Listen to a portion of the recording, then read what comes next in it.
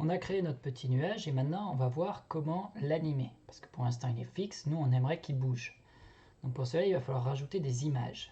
Et des images en anglais c'est des frames, donc il faut add new frame, ça veut dire rajouter une image. Si on clique sur ce petit carré, ça va nous rajouter une image, mais malheureusement cette image va être blanche, elle va être nouvelle. Or nous on aimerait bien ne pas redessiner à chaque fois notre nuage. Donc si on retourne sur l'image qu'on vient d'ajouter, en haut ici on peut voir Delete this frame, ça veut dire qu'on va pouvoir supprimer cette image en cliquant dessus. Donc on revient avec une seule image, et ici si on va sur notre première image et qu'on va en bas à droite, on peut voir qu'on va pouvoir dupliquer cette image, donc en créer une copie. Donc si je la duplique, cette fois-ci j'ai deux images équivalentes qui vont apparaître. Et on va pouvoir modifier la deuxième image, par exemple si je décide de lui agrandir le sourire, je vais avoir une image qui ne sera pas pareille sur la première et la deuxième.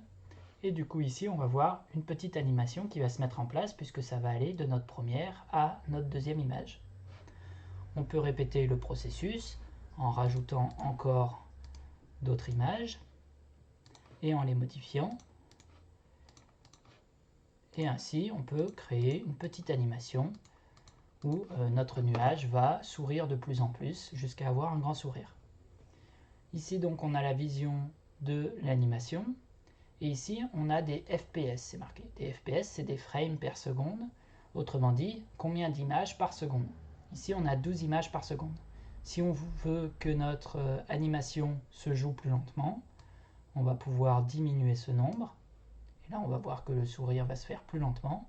A l'inverse, si on veut que notre animation aille plus vite, on va pouvoir augmenter ce nombre. Et là, notre animation va se faire plus rapidement.